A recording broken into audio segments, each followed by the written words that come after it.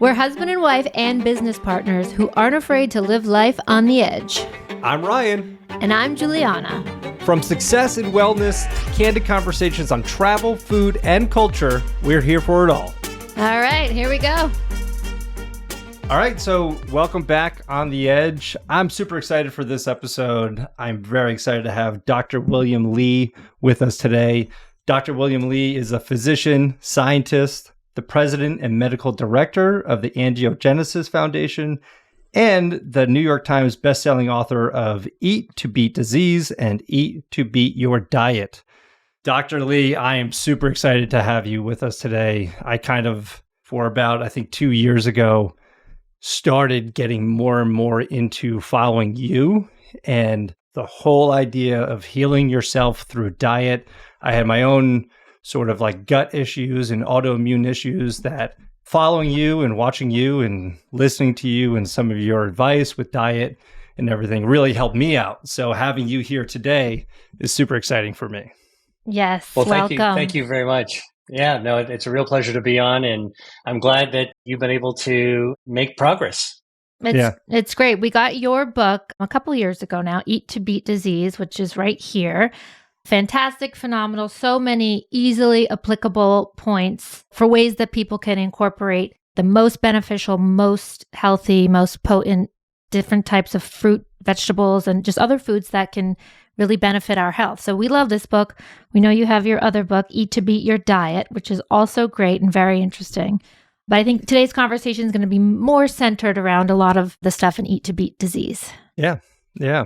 So I was thinking maybe we could start off, give us a little bit of a background and what kind of led you to not only Eat to Beat Your Diet, but Eat to Beat Disease and the exploring the world of not alternative medicine, but using diet and nutrition to work alongside medicine to heal yourselves through diet and nutrition. Yeah, well, it's a great question. So we all have an origin story, right? I grew up in a town in Pennsylvania that was very multicultural, multi-ethnic, and I grew up with people from Germany and Ireland and Slovakia and Poland and really celebrating the foods of their countries of origin. Mm-hmm. And Italy and Greece and so on and so forth, and Spain. And my background is Chinese. And so I grew up with a real appreciation of culture and food. And when I went to college, I knew I wanted to go to medicine. So I studied science. I was a biochemistry major, but I actually spent most of my time studying history and Renaissance and the human condition. And I was always really fascinated by the idea of the Renaissance, which is a period of history where, you went from kind of ignorance and not very much knowledge to suddenly this golden age of information. And I realized that, we are always at that point every single day we roll out of bed and get dressed. We are standing between yesterday and tomorrow. And all we keep doing is we keep on walking forward. We're going to get to tomorrow. It's always going to be a better day. We're going to have more information and it's going to be a better world. And so before I went to medical school, I realized that I was going to have a long journey with a lot of studying that I have to do. So I said, I really, really want to invest in the time. So I took a gap year to go to Italy and to Greece, to the Mediterranean. And this was long before people talked about the Mediterranean diet, long before the blue zones were popularized. And I wanted to see, because I was curious, how do people in Italy and in Greece, and then later I went to Asia, to China, how do people approach food and their health, and how is it important in their culture? And what I learned in that year changed the way that I actually think about human health. Because when I went back to medical school, of course, we were memorizing textbooks and taking exams, and we're always learning how to diagnose disease and treat them with prescription medications. Right. I realized something profound, that in medical school, doctors were not being taught how to prevent disease. It was always about waiting for the horse to get out of the barn. And secondly, doctors were not taught to use food. It was always about drugs. And the thing that really astounded me is that before there were drugs in the 1940s, not that long ago, less than 100 years ago, we only had food. Right? We only had our diet lifestyle.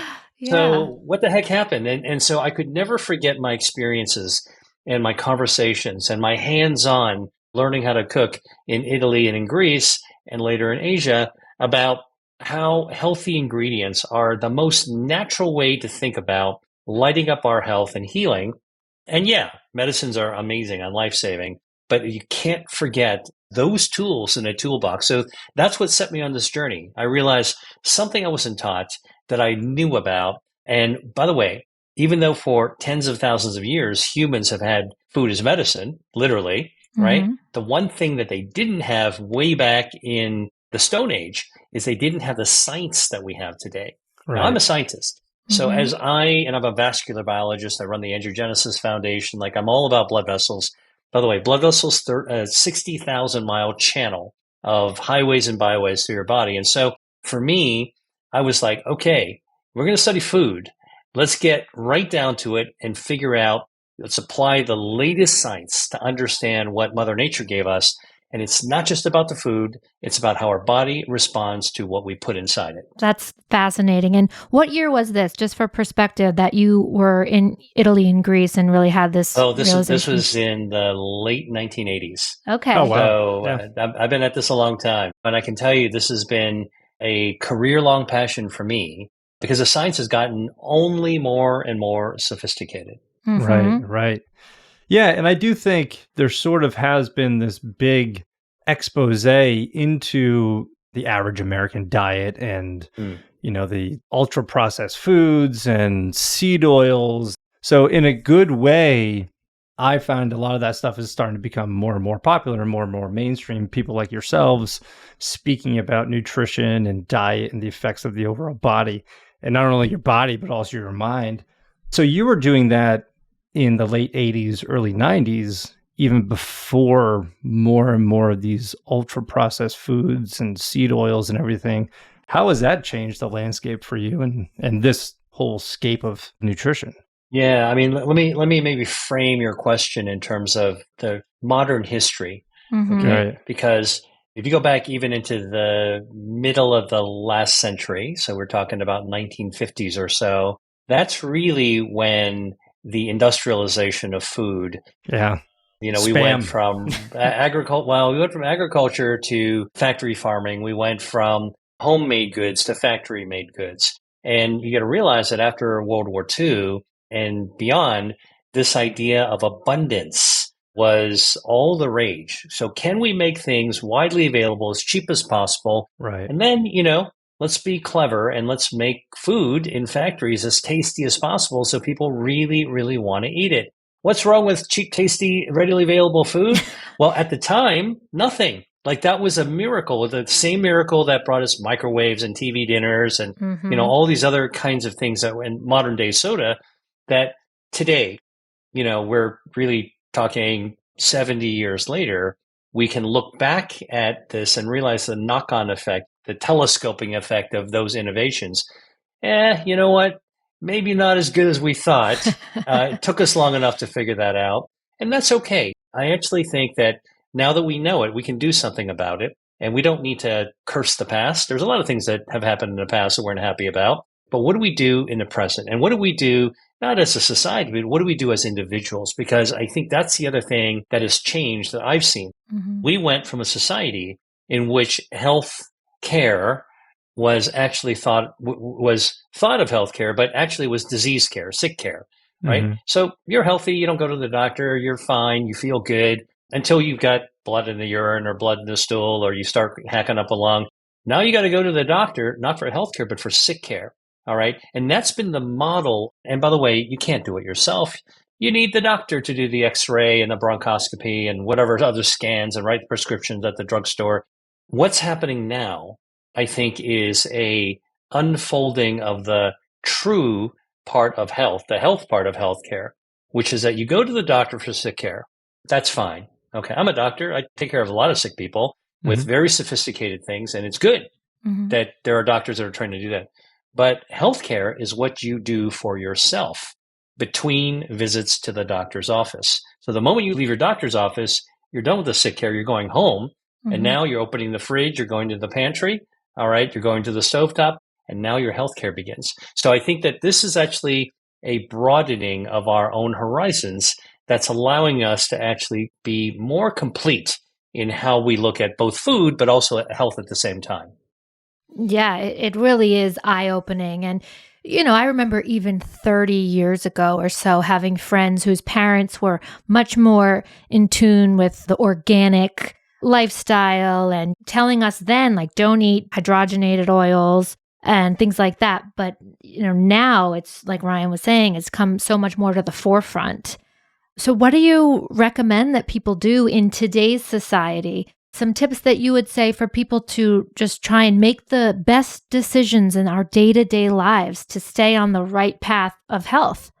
Well, look, I mean, I've been doing this for 30 plus years, and I do the real research, and the real research is very, very deep and very, very complicated, Yeah. full of Latin and Greek words with interpretations that really go beyond what I would actually communicate on a podcast. All right. I mean, you're asking the real question, which is, what do people need to know?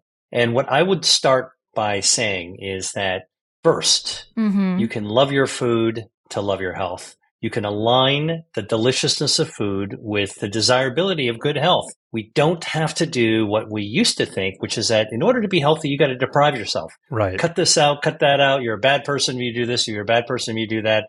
No, you know what? Sure, there are some foods that are less healthy for you, but actually, there are some really delicious foods that are readily available, easy to cook, not that expensive, that you can actually incorporate into your every single day life. So that is a big demystification. Pull the cloak off of something that has always been hidden in plain sight. So how do you do that?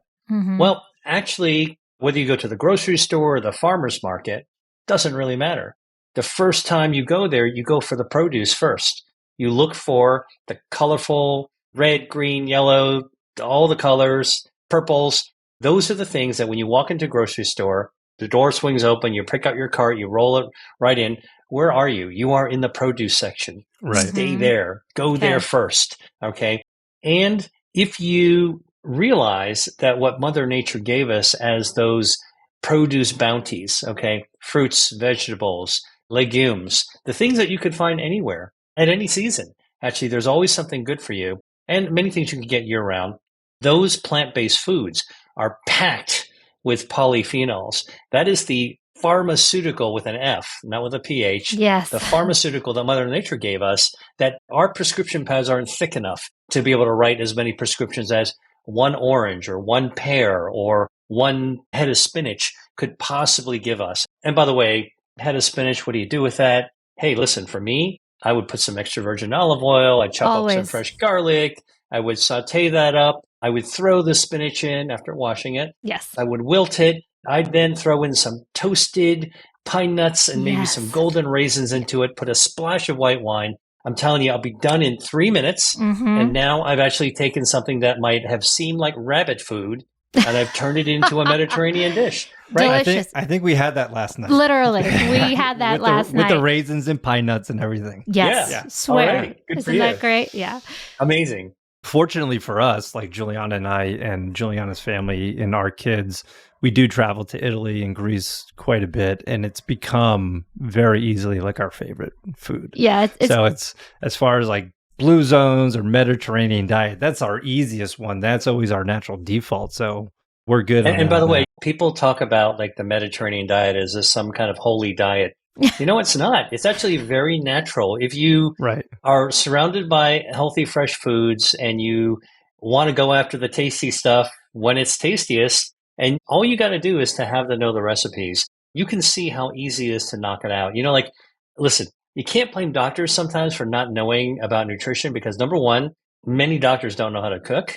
And so you got to be able to walk the walk in order to talk the talk. Of course. Number two is that doctors are like, they live these really, really difficult, stressful lives where the food in hospitals has, until very recently, it's been fried, it's been, thawed and nuked and microwaved, and it hasn't been very healthy. And so I think that one of the things that I am excited by is this nascent movement in medical schools to teach the latest, newest, youngest generation of doctors who are on social media, who do care about what they eat, who are excited to apply the science they're learning in medical school to their kitchens. To me, that's the stuff that is going to change our healthcare system going forward. So I'm pretty optimistic that the changes, I can already see some of the changes happening, but we came from kind of like the Middle Ages, the Dark Ages, the medieval ages of health, so to speak. And that's really why I was mentioning to you, like,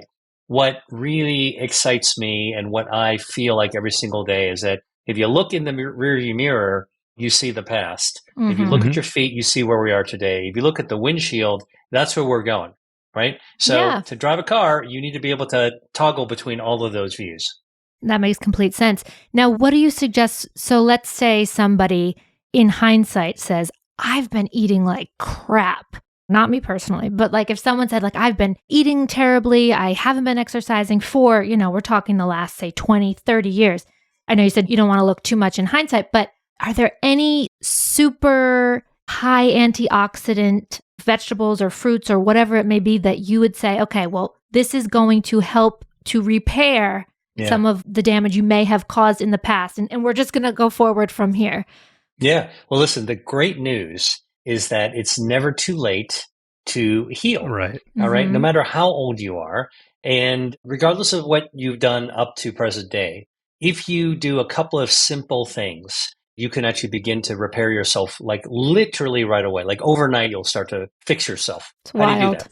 Well, first, before I give you like, what are the top 5 ingredients for curing whatever? It's not that way. Let me tell you what I would advise anybody who said, I grew up eating junk food. I didn't live a great life. What do I do now? All right. What I would tell you is this. Rule number 1, we're going to start by telling you not to eat too much, even good food. You're just going to cut it down. All right. Because we know from all the research, the fewer calories you eat, the less food that you eat, the longer you're going to live and the healthier you're going to be. Wow. Right. Food is our fuel. And when we put fuel in our body, we want to put just the right amount. We don't want to put too much. And people go, well, what are you talking about? Well, if you think about it, if you're driving a gas car, you need to actually pull over to the gas station to put fuel in your tank. The fuel goes in, all right, and it loads up. And then when it gets to the top, it goes click and you're done. Now, in a car, you put just the right amount of fuel. Now you put the nozzle away, get back in the car, start and drive off. You don't even think about the fuel anymore. However, imagine if there was no clicker. Right. You put the fuel, it fills up. Oh, there's no clicker. It just runs right out of the car, down the side of the car, around the wheels, or pool right around your shoes. And now you're standing in a dangerous, flammable pool of fuel. In this case, gasoline. All right. But that's actually what happens when we overeat. And by the way, overeating junk food is bad, but overeating any food, including beneficial food, is also not so good for you. So first, cut down on the amount that you eat. And what are some simple, practical ways to do this? Listen, I'll tell you for anybody who wants some pro tips on how to get started. Number 1, eat with smaller plates. Dinner plates can be huge. Eat with a smaller plate. Studies have shown that when you eat with a smaller plate, you take less food. It's a simple hack that can actually be beneficial to you. Number 2, don't fill the whole plate up. This is not a cruise buffet. You're not in Vegas at the casino with all you can eat. All right. Take what you would like, but take only 2/3 of it. Whatever your eyes might want to actually take, just take 2/3 of it. Leave some white space on the plate. Okay. And that's fine. Third, eat slowly. Now, in the Mediterranean, as you guys obviously know, having traveled there, people eat together. When you eat together and you're having conversations, you're eating a little bit more slowly. What do we do in America? That's a terrible habit. All right. We eat by ourselves. Yeah. We pile up junk food. We're distracted when we're eating. So we're wolfing and shoveling food down as quickly as we can. Now we got to get back to work. Too fast, not healthy enough. And we're not taking the time to savor our food. In other countries where the foods are among the healthiest in the world, people take the time to enjoy and savor and appreciate the food. They let their taste buds really benefit and please them. This is kind of the pleasure of food, which is why I said at the very beginning, you can love your food to love your health. Like we've lost that love and feeling, so to speak. Yeah. Yeah. Well, I was actually going to ask you a question. What are your thoughts on the carnivore diet? Okay. So there are so many diets out there, right? You got keto, you got carnivore, you got pescatarian, you got vegan.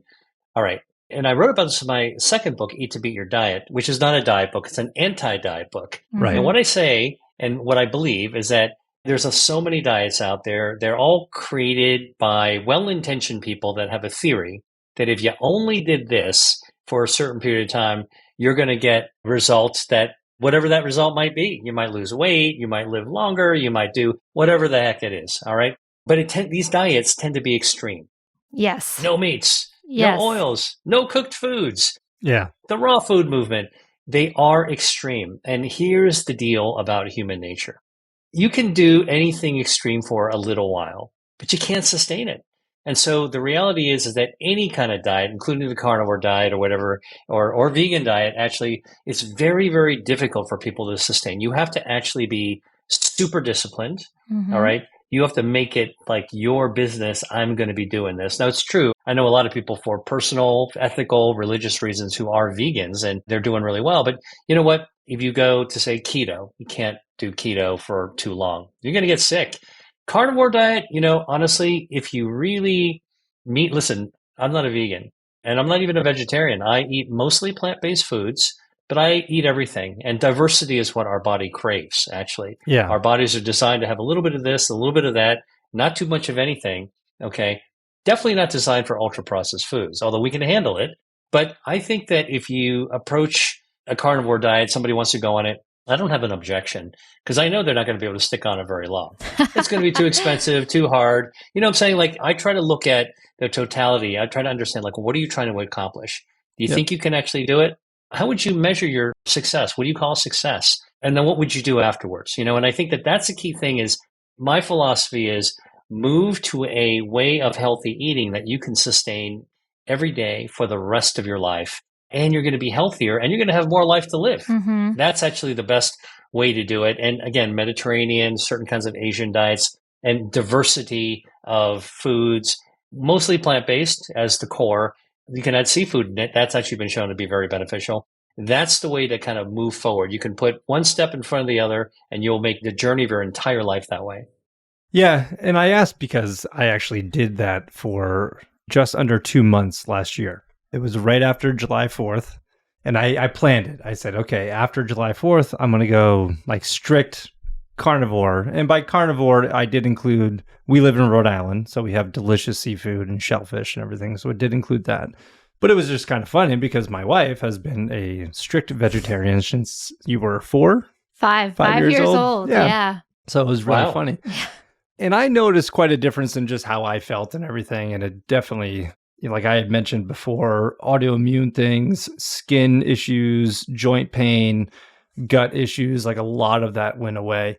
But at the same time, like any diet, most of the time it fails because people want to eat a variety of foods. They want to, like, I missed having the broccoli rabe with the pine nuts and raisins and everything. And I missed a lot of other foods. So, but I never planned on doing it long term.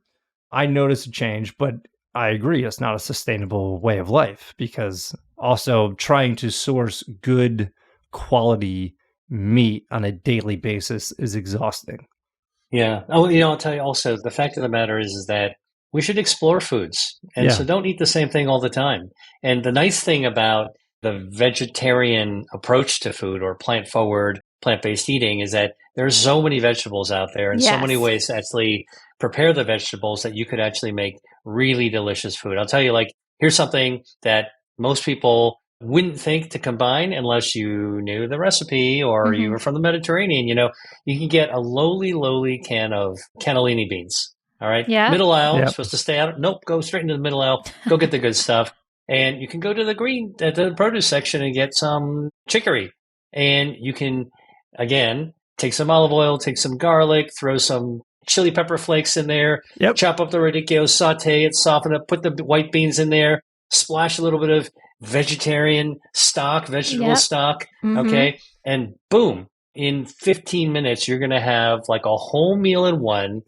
That it's got protein. It's got healthy oils. It's got polyphenols from the plants. It's got dietary fiber. Like, this is all good for your body's health defense systems, which is what I write about in my book, Eat to Beat Disease, that you have. Once you understand how the body operates for health and you see how many foods out there can ring the bells of your body's own system, all right, then you feel like you're set free as opposed to put into a cage. I think most things Ryan, about diets makes you feel like you're in a cage. Mm-hmm. You got to eat meat and nothing Right. but meat. And I think that the idea of diverse eating is really, really easy to do. And by the way, one last thing is I'll tell you about this whole, what do you do with like all these vegetables? Listen, for people who might not have the same background, let's say you guys or me, where obviously you have navigated through food your whole life, you're very comfortable with your travels, etc. What do you do with radicchio? What the heck is a radicchio, right? So you go to, or some people don't even know what spinach is, you know? That's crazy. That is crazy. But you know what? Or they don't know what to do with it. Right. So here's what I say. You got a cell phone, okay? You got a mobile phone. You can type up spinach. You could type up recipe. Yeah. You hit search on Google and then you hit video and boom, you're going to have somebody coming up showing you how to cook something absolutely delicious in an easy way and just showing you how to do it. That's where the other thing that's advanced beyond the science, okay, is the access to guidance on how to do things when it comes to cooking.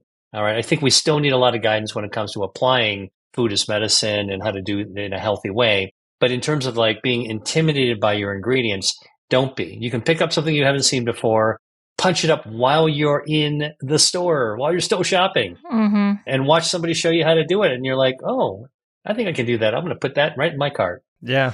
It's so funny you brought up, I mean, one of our other favorite go-to, like if we can't figure out what we want to eat, we go for the Scuttle and beans. Yeah, escarole and beans instead of the chicory. As Juliana's dad would put it, the scuttle and beans, which is like the recipe you described is exactly how we make it. Yeah. To a T. Yeah. And our kids love it. And it's always been like an easy go-to. And so simple. So thank you for the broad explanation on the diet. And I agree with you completely. Everything that you said. I'm pretty much anti-diet in general. You know, I want to eat healthy. And I guess now we're taught so much more about inflammation and the microbiome, which I've heard you speak a lot about. Oh, yeah. That for me, my latest goal is like, okay, well, what's the best for anti-inflammation? And, you know, when you talked about whether carnivore or Mediterranean, do you know if someone is able to sustain something? And again, sounds like Mediterranean and moderation has always been the best. Mm-hmm. Is there any proof that these different areas lead to lowering inflammation and just overall health in the microbiome? Yeah. Well, look, if you've ever gone to the drugstore and picked up an anti-inflammatory drug, you know, ibuprofen or whatever it is, for whatever ails you, okay, I will tell you that your body, your gut, your healthy gut bacteria, your microbiome, 39 trillion bacteria that are living inside our gut, healthy bacteria, your gut bacteria can actually produce the most potent anti-inflammatory substances to calm inflammation in your body than any drugstore or any prescription could ever provide. Wow. So if you want to lower inflammation to actually steer away from chronic diseases, what are they? Well, the ones that get us. Cardiovascular disease, cancer, diabetes and its complications, autoimmune conditions, even dementia is an inflammatory disease, right? So like you can't really, I just gave you like 4 walls. We're all stuck in this box where, you know, like we're worried, like how do we get out of this situation? Lowering inflammation is one of the ways to actually do it. So how do you lower inflammation? We eat foods that actually help to feed your gut microbiome. A well-fed gut microbiome pays us back. It's kind of like a puppy dog or a kitten, you know, like your favorite pet. All right. If you feed your pet well and you remember to feed your pet every day, it pays you back with love, right? And you get something positive out of it. And that's exactly what our gut bacteria do. All right. And of course, with your pet, you don't want to feed it the crappiest food possible.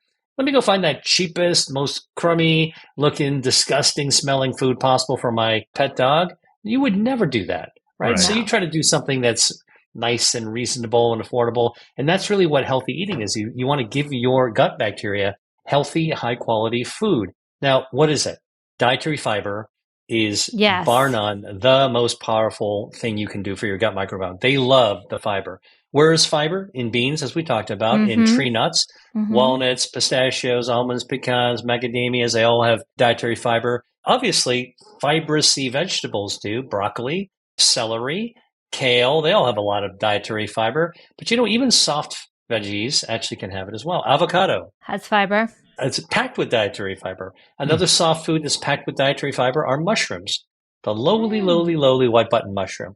Slice it up, saute it in a pan, have it with some eggs or just have them plain or put them into a stew or make a soup out of them. Guess what? That's soft, it's soluble fiber. You get a huge load, beneficial load, a big burst of dietary fiber with mushrooms. All right. So what does that do? So when you eat that, the nutrients are absorbed in the upper part of our digestive system, and they give us all nutrition. But the rest of it, the dietary fiber, goes down to feed our gut microbiome. They're like at the kids' table. They eat second, or maybe they eat first, whatever, however you feed your kids. But the point is that they're eating, I guess, if you want to extend the analogy, they're eating the leftovers. Got it. That they consider the first. But when they eat the leftovers, man, they love that dietary fiber. You want to actually light them up even more, give them polyphenols with the dietary fiber. All right. And that's why strawberries would have dietary fiber. Now you get the polyphenols and you get the dietary fiber. Amazing for your gut microbiome. So they just are thriving, and they produce these things called short chain fatty acids that come out of your gut, go into your bloodstream. And guess what? Those things lower inflammation like nobody's business. All right. Wow. So that's a simple, easy way. Colorful foods have polyphenols. Many plant-based foods have dietary fiber. All right. If you can combine those things together into, do it to every meal. And if you're thinking about I'm feeding my gut microbiome. Yes. And you're also lowering inflammation. That is a powerful way for you to not stress out, but actually lower inflammation in your body. That's great. And it's funny because Ryan mentioned to you how he did the carnivore diet, and me being a vegetarian, it was like the tale of two diets going at one another. And at one point, Ryan reiterating things that he'd read, saying, first of all, people now vilify kale. Oh, yeah. So all the oxalates in it. So there was that, vilifying kale, but also saying you could just eat meat and get everything your body needs, which clearly, if fiber is so important, you can't. That's right. I love how you just mentioned the fact that the social media world, the entertainment world, the health and wellness world, I always assign good intention to people. They actually mean well, but they sometimes get it completely wrong.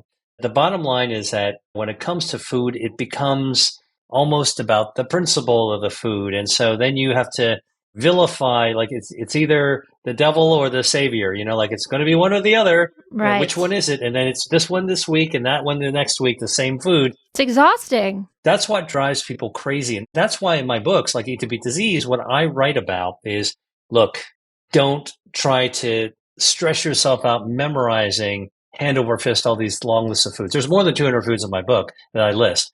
Think about, understand how your body works and what you want to do for your body. And then go out and pick your foods wisely, because you know what? If they match a health defense in your body, it's not going to be bad for you. And don't feel like you have to do the same thing all the time. Diversity is great. Eat different things. You can please yourself by eating different things. I mean, Ryan, that's what you were saying, oh man, you were starving to try something different. That's human nature, and I think that ultimately, if we want to be healthy, and my latest research is on longevity now, if you want to live long and live well, you're going to want to follow your instincts. Our instincts are saying, I want to eat tasty food and I want to eat things that I really enjoy. And that's going back to my mantra, which is that, you should really, really feel relaxed, that finally we can love our food to love our health. And can I ask, speaking of relaxation, how do you feel about alcohol? Okay, I do have some points to make about alcohol. So the first thing I will tell you is that alcohol, ethanol, ETOH is the chemical structure. I'm a scientist, I can tell you that, is a toxin. It's a toxin for all of our cells. It's toxic to your brain, it's toxic to your heart, toxic to your liver, it's toxic to your testicles. I mean, there isn't a cell that's not alcohol itself isn't toxic. And I'm going to come back to that. Sure. But alcoholic beverages, fermented beverages, are part of our humanity. In fact, you go back 10,000 years, like when we first started growing grains and fermenting grains, you got your beer, you've got your wine, you got your whiskeys, you've got a lot of different types of alcohol. It really is part of who we are. And how does it fit in our humanity? Well, I'm not talking about the wino, passed out in the street. I'm talking about the history of the role of alcohol in our human society. We use alcohol to this day to celebrate milestones and big occasions in our lives. Our birthdays, our holidays, our celebrations, our graduations. You know what? That's great. I think that, if you can use that in moderation as a celebration of our humanness, our humanity, that's wonderful. The alcohol, listen, it's not that good for you, but don't drink too much of it. If you want to enjoy a little bit, and I think that's the other difference I'm sure you guys appreciate, where in many parts of the world, like the Mediterranean, alcohol isn't a forbidden beverage that you want to sneak, a case of when your parents aren't looking and then like get drunk in order to be able to feel like crap. Yeah. And puke your brains out. I mean, that's not a healthy way. Like the relationship with alcohol, we've known for a long time. You got to tame it. And but I'm telling you is that although I said right up front, there's nothing healthy about alcohol because it's toxic to our body. Drink enough of it, you're going to kill your brain and your heart. But in moderation, every now and then, to celebrate something, your birthday or a holiday or graduation, wedding, raise a toast, please. I think that is very important to think about food as part of our humanity. And I think alcohol can play a role. And if you're somebody who's had a problem with alcohol, obviously you need to reframe that opportunity for yourself. Right. And that's important. It's interesting because you also mentioned how your latest research is heavy into longevity. You talked about the blue zones and different research. Moderate amounts of alcohol as part of a lifestyle. We see that in Europe. I remember, this is funny, I was 6 years old the first time my parents took me to Italy, and at a restaurant, they served my little brother and I water, but with the tiniest drop of red wine. I don't think they would do that now, but just going to show it's not this forbidden thing, the way you mentioned. So there's that way of looking at it. And most recently, just the headlines with alcohol linked to cancer and that they're going to start putting the cancer warnings on all alcohol. So I was curious to hear your take on it, but it sounds like that's a real healthy approach, the way you described it. Yeah, it's different for everybody. But again, there's no absolute demon or panacea. I think alcohol just needs to be approached carefully because it's toxic. Understandable. I think so many things with our society, and not just, in America, but around the world and everything, a lot of it is just a lack of information and a lack of education. That's why I think people like you and the work you're doing is so important, because the more people are enlightened to the information of what their habitual diets have been doing or not doing, and certain examples, you really could be starting sort of this nutritional revolution, at least in the United States, as far as like habitual shopping habits and diet habits and everything. I mean, I personally think that there has been a start of a change in that, and what I can see, and the work you're doing. Like you said, the research that's there to back it is the biggest thing. Yeah. It's exciting. Mm-hmm. Yeah, well, I'm going to tell you, speaking of research, my approach to food as medicine, which is grounded in science, is that what's in the food? Well, if you're just eating food because it's tasty, you don't need to worry about it. Take a healthy food and eat and really enjoy it. That's what we've been really mostly talking about in this episode so far. But let's go down, dig deeper. Just know that if you love tomatoes and if you're Italian, Juliana, look, I mean, by the way, do you know that tomatoes were not originally from Italy? They were originally from South America. Ah. They were discovered by the conquistadors and explorers in South America and then brought them back. And by the way, when they brought the first tomatoes back to Italy, they were not the beefy reds, like bright reds that we have now. They were orange. They were yellow and orange. And they had never seen them before because they didn't have them in Europe. Mm-hmm. And so they said, it looks like an apple and it's kind of golden. So let's call it an apple's pom, and gold is oro, so let's call it pomodoro. And so that's the Italian word for tomato, right? Yes. So again, there's like the history teaches us something about the appreciation. But what's in a tomato? What's in a pomodoro? Well, we now know that there are carotenoids. One of them is called lycopene. Mm-hmm. Lycopene is a carotenoid. It's a bioactive natural chemical that when you actually eat it, improves your metabolism. You can burn down harmful extra body fat and lower inflammation.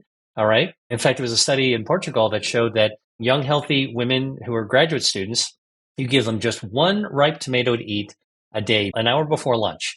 Okay. Over the course of a month, they're actually going to start losing weight, and their body composition, the visceral fat around their belly, actually starts to shrink. And in fact, their waistline shrinks about an inch, and the beneficial changes from the metabolism start after about 2 weeks of eating a tomato. All right. Wow. So this is one tomato a day. Just shows you how powerful food is medicine. Now, lycopene, by the way, is what we call fat soluble. I'm just sort of busting out some street thank cred you. here in It's terms of my perfect. research, That's because a great. lot of people won't know this. But lycopene is fat soluble, means it likes to dissolve in oil. So if you want to get more lycopene out of a tomato, you know what you do? You saute it in oil. What's the best oil to match the tomato? Extra virgin olive oil. Yes. All right. You slow simmer it and you actually help to draw out that lycopene and change its chemical structure so it dissolves in the oil and it gets absorbed into your body. In fact, if you cook tomatoes in water versus in extra virgin olive oil, you can get 3 times more lycopene in your bloodstream after just eating a dish with cooked tomatoes. All right. So that makes a difference. Cooking it in the olive oil? In the olive oil, just like Okay. Nona would have done it. Yes. Okay. Yeah. Yes. So like the suga, right? So Yes. like this is actually, and before we got on the podcast, I was saying that, I like to cook, obviously, but I also spend time talking to other people about cooking and what their techniques are. And then I'll try it myself. And so again, it's not just what the food is, it's how you prepare it and what you combine it with. Mm-hmm. You want to add some more polyphenols. Remember, we talk about polyphenols being good for your lowering inflammation, good for your gut health. Well, spices and herbs are really, really amazing for your gut microbiome. So you want to add some, basil into your tomatoes and extra virgin olive oil. I don't have to tell you anything about the science. You already know it's going to taste good. I'm just telling you the basil's got rosmarinic acid. It lowers inflammation, improves your metabolism, and it protects your DNA, which contributes to helping you live longer as well. So you don't have to subscribe to monthly supplements at a huge cost. You don't have to wear a special helmet and go into a cold plunge for 2 hours every morning. Listen, you can actually live. Do you think in the blue zones these people are going high tech? No, they've been living this way for hundreds of years. Right. There's no infrared Simply. sauna over there. Yeah. Right. Exactly. Yeah. So I was going to ask you before your thought on supplements. It sounds like in general, you're more pro getting it from the source, from the food itself. Yeah. Well, look, so supplements are, the word supplement means to top off. Mm-hmm. All right. And so supplements are for you to top off what you can't get through food. It's always better to get it through food because you're going to get a lot of things packed together, like the fiber and all the polyphenols, et cetera. But, there's some substances, nutrients that actually we tend not to get very much of or not enough of from the foods we eat. That's where you actually would want to do a supplement. So what are some examples of that? Well, vitamin D. Yes. Most of us don't eat enough vitamin D. Most of us are not out in the sunshine often enough to be able to get vitamin D, enough adequate vitamin D in our skin. So having a vitamin D supplement actually is really good for us. Mm-hmm. Yep. Another one that we don't eat often or as much of, even if you live on the coast, even people who live near the sea don't have generally enough omega-3 fatty acids.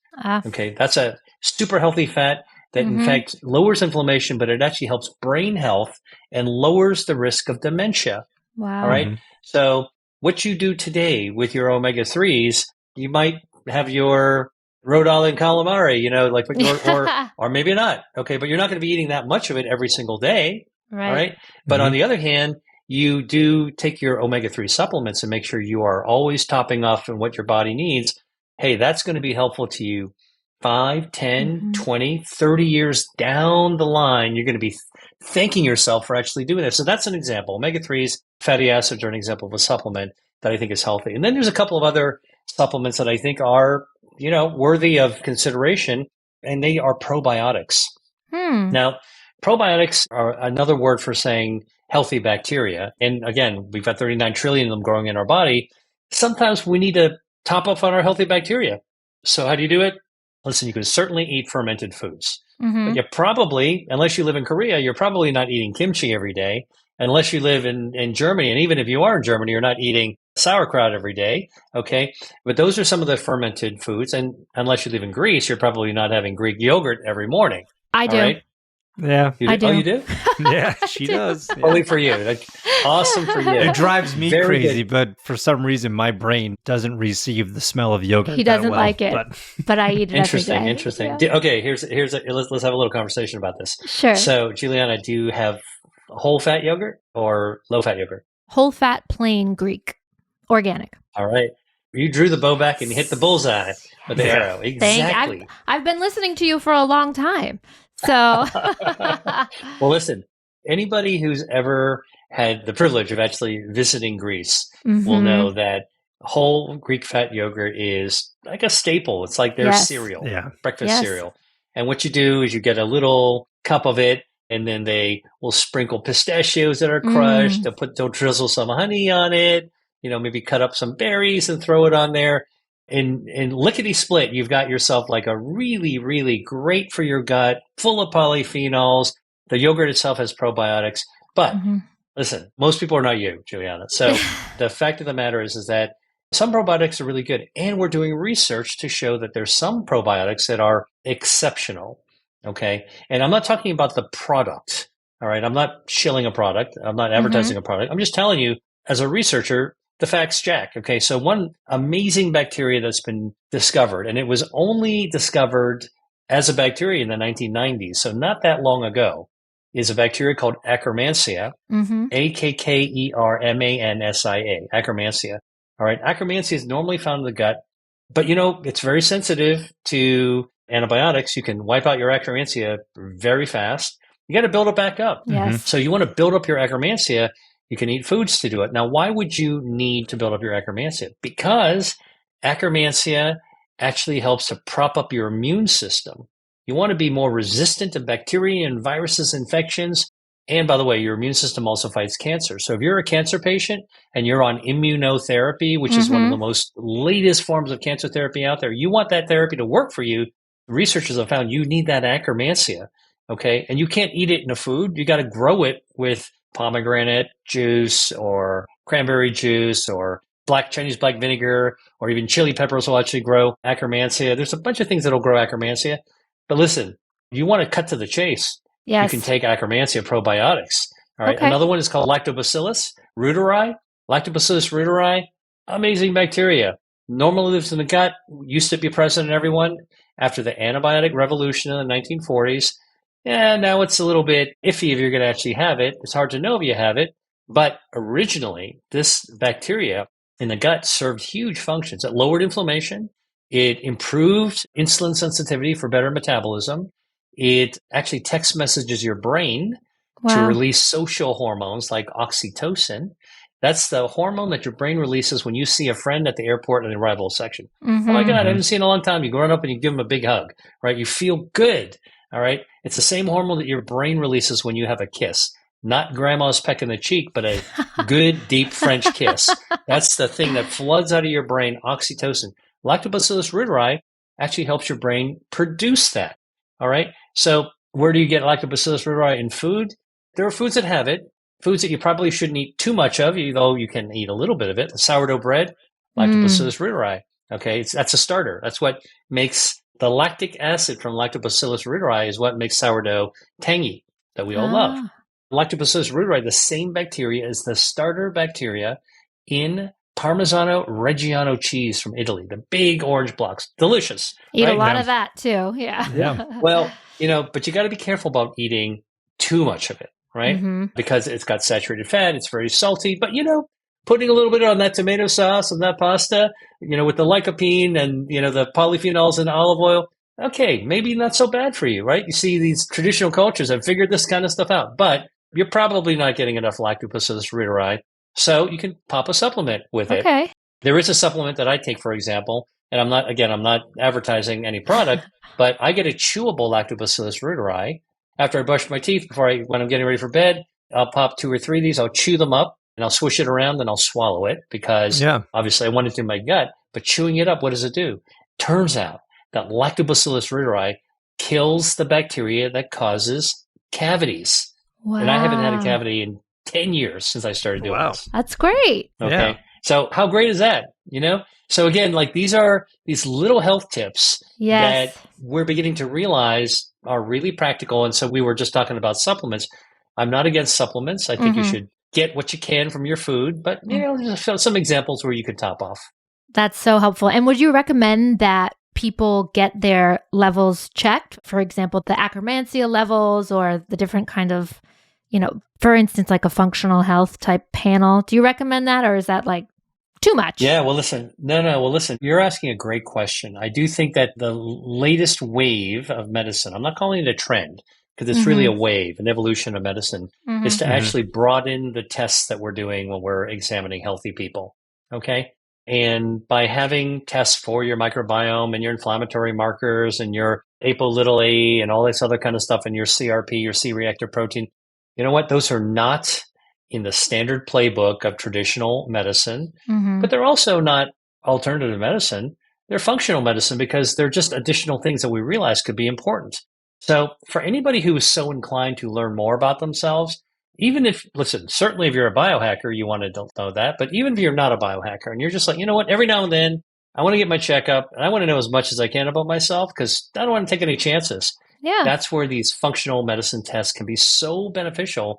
You'll get to learn something about yourself that your doctor doesn't know. That's fantastic. Well, Dr. Lee, we could talk to you for hours and hours, and I hope that we'll get to do this again. But you have a membership, right? Where people can join and receive more information from you on a regular basis? Yeah. So anybody who wants to get my regular feed of information, because I'm sitting drinking out of a fire hydrant every week on new information. So my mission is to get it out to people. So come to my website, drdrwilliamlee.com. Sign up for my free newsletter. That's where I put all this information out. Anything that I think that could be useful for people, and people love my newsletter. I love your newsletter. And then if you want to learn more, even more, thank you. You're welcome. If you want to do even more, come to my masterclass. I periodically teach these masterclasses. I give nuggets out that I always make sure has some practical applications. You want to learn about something? Well, what do I do with it? And I try to really make sure you get that. And then for people who are seriously committed to making a change and doing that deep dive where you're not going to be the same after you do this, I have an online course. It's called the Eat to Beat Disease course. This is for people who don't just want to be healthy themselves. They want to have the power to be able to make their family healthy and their friends healthy. They want to be the leaders of this. They don't want to be a follower. They want to lead. And they're going to have so much information that they are overflowing with enthusiasm to share with their friends. And so those are like the different ways that I am able to actually get out to people. My book, Eat to Beat Disease, is a great starting point to learn about my research. All this other stuff, my newsletter, my courses, they're all the stuff that the books came from, but there's even more stuff that's come out since then. Eat to Beat Your Diet. If you're like, I'm sick and tired of dieting, I just want to be able to eat really well and lose weight and be metabolically healthier. There's that. And then for everybody who wants to wait just a little bit longer, my spoiler alert is I'm working on my next book right now. Yay! And it's going to have longevity as its backbone. Perfect. That I'm not going to tell you yet about what it's really about, but it's about living longer and living better. I love it. Well, that's exciting. Yeah. Are there any, because obviously we talked a lot about travel before, are there any places you're going to be doing research, anywhere fun in the world you could tell us for this next book? Yeah, absolutely. I am very, very drawn towards the sources of ingredients. So obviously the Mediterranean, like you can't get away from there if you want healthy. And such a wonderful place to visit and to spend any kind of time in. There's some interesting Asian foods as well, although I don't know if I'm actually going to physically go to Asia. What's interesting is some of the unexpected foods that, I'm looking at that are really amazing for you in the long run are things like, and this is not a spoiler, and I'm just, because I'm not going to give you I'm not going to give you the punchline on this, but cherries turn out to be amazing. Yeah. Where do you get cherries? You get them in Canada. You get them in the middle of the United States. Or you get them in your grocery store or your farmer's market. And so I'm really drawn towards researching the ingredients and then swimming upstream to see where they come from. That's great. Well, listen, thank you. I just want to say thank you, and not just for joining us today, but thank you for all the work you've been doing for decades now. I really do feel education in this entire world is the number one thing, and people just learning about all the things that you have to offer in all of your research. And hopefully by you joining us today, if that means Juliana and I could help you spread this word to anybody, any of our followers and everything, then we've done our job. And I'm looking forward to that new book. And anybody else listening to this right now, please go join your newsletter and get the books, Eat to Beat Disease, Eat to Beat Your Diet. And hopefully we can have you on again and dive into some of the nutrition working alongside cancer treatment. I'd love to get into that with you another time, and I look forward to that. Thank you, Dr. Lee. Well, thank you very much for having me on. It's my pleasure. Thank All you right. so very much. Well, we'll talk to you soon. Talk to you soon. And best of luck with the new book. Thank you. Yeah. And that wraps up this episode of On the Edge with Ryan and Juliana. Thank you so much for listening. And please be sure to subscribe to our show on your favorite podcast platform. We'll see you next time.